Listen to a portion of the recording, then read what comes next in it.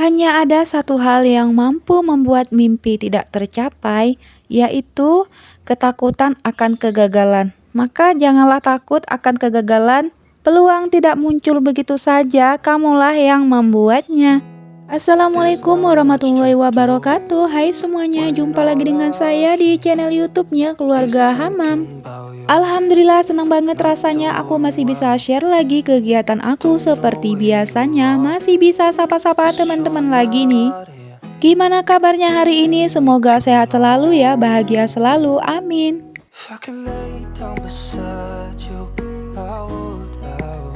Oke, share lagi aktivitas aku sebagai ibu rumah tangga dengan 3 orang anak yang masih bayi dan balita yang tinggalnya di Duri, Riau. Sebelumnya aku mau berterima kasih kepada kalian yang telah klik video aku yang sederhana ini. Semoga apa yang aku share dapat bermanfaat, menginspirasi. Setidaknya ambil baiknya, buang buruknya ya. Ambil baiknya dari semangatnya aku, dan buang buruknya dari cerita aku yang kadang-kadang suka ngarang kidul ya. Seperti biasa, aktivitas aku dimulai di awal pagi, dan masakan aku kali ini budgetnya 20.000 ya. Menu masakan aku seperti biasa ya, selalu menu yang simple, menu yang hemat tentunya. Karena ya alhamdulillah setelah kemarin aku food prep, aku sekarang udah menerapkan sekali sama yang namanya hidup hemat dan hidup minimalis ya. Karena memang banyak sekali manfaatnya yang bisa aku rasakan. Karena ya menurut aku, percuma kalau pendapatan itu besar, percuma kalau menambah income tambahan, tetapi kalau misalnya aku dan juga suami aku, tentunya keluarga aku ya, tidak bisa menghemat biaya pengeluaran, biaya hidup, biaya makan dan lain-lainnya, ya sama aja hasilnya bakalan nihil ya. Jadi sekarang harus pinter-pinter untuk mengelola keuangan. Dan sekarang ini aku memang pengen belajar sama yang namanya budgeting. Jadi aku tuh kadang suka aja ngelihat video-video teman-teman yang kadang nge-share video budgeting gitu. Kapan ya aku bisa memulai dan mencobanya? Semoga saja aku bisa. Oke, di sini udah selesai menu aku. Di sini aku ada balado ikan. Ini tuh ikan sere padang, dan juga aku ada buat sayur bening, kentang sama wortel. Dan menu selanjutnya di sini aku mau masak mie spaghetti. Untuk videonya itu nggak aku nampain dari badannya aku, karena di sini aku tuh nggak pakai jilbab ya teman-teman. Jadi aku tuh kayak males aja mau ambil jilbab, mau pakai jilbab gitu.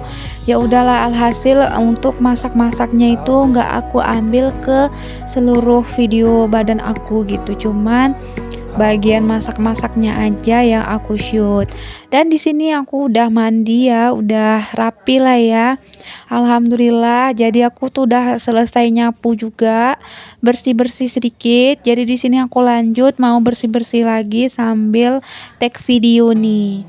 There's not much to do when all I can is thinking about you, not doing well. Di sini aku lagi ngepel-ngepel di bagian ruang TV dulu. Oke, sambil aku berkegiatan, sambil aku mau share sedikit ya sama teman-teman. Bagaimana sih cara aku memulai untuk gaya hidup aku yang minimalis lah ya, yang hemat sekarang. Sekarang itu aku sudah selalu bereskan barang-barang yang sudah tidak terpakai lagi.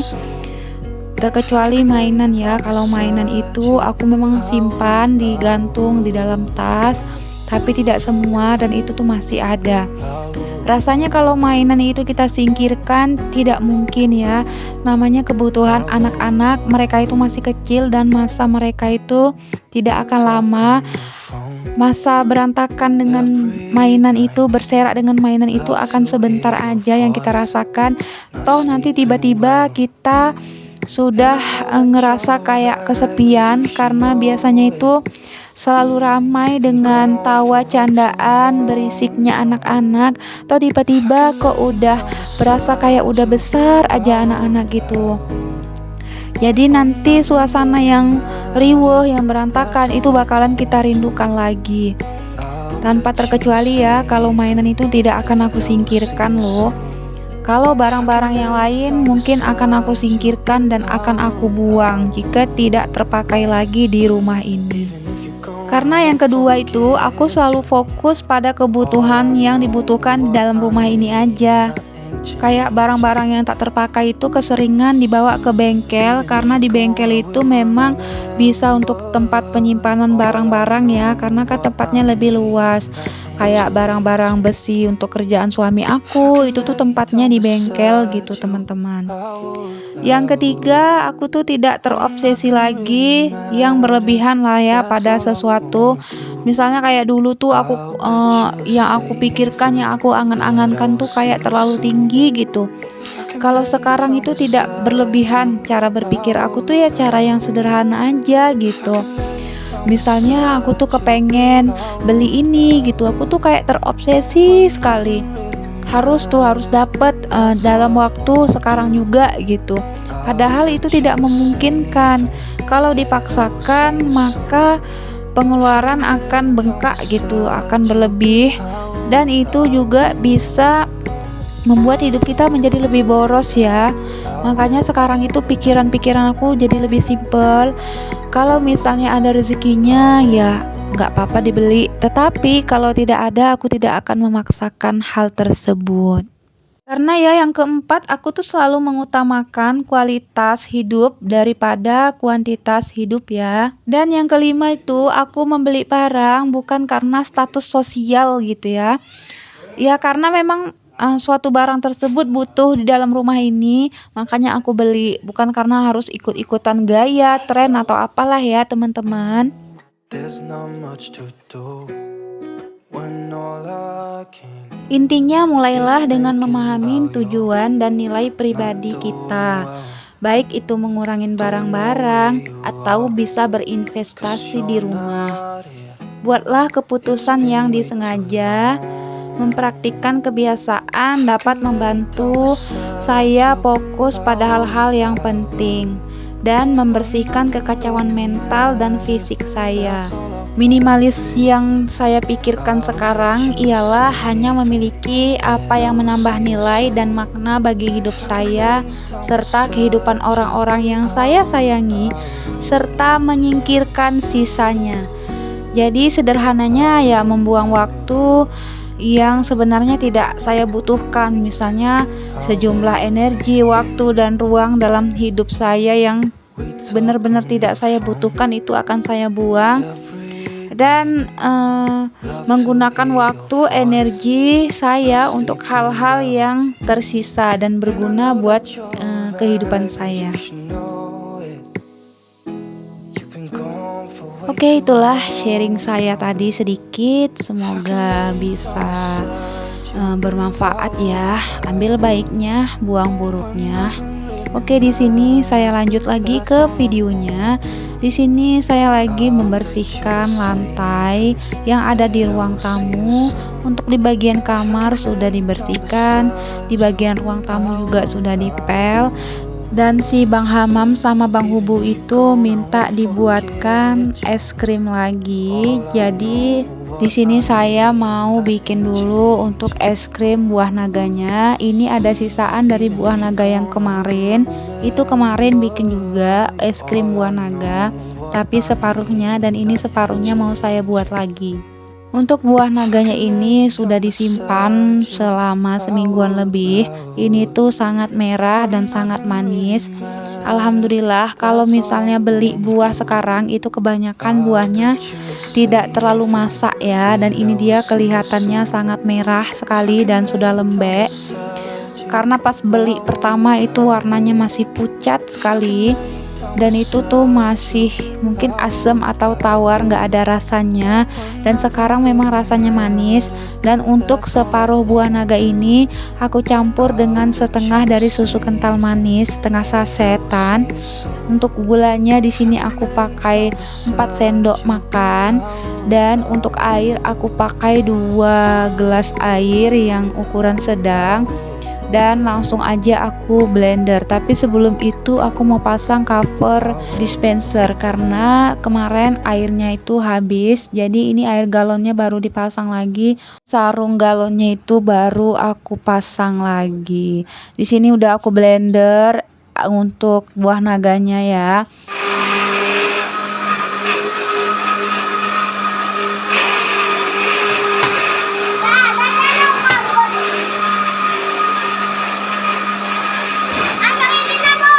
Di sini si Bang Hamam sama Bang Hubu kepo ya, jadi sibuk dan ikut-ikutan megangin si blendernya ini.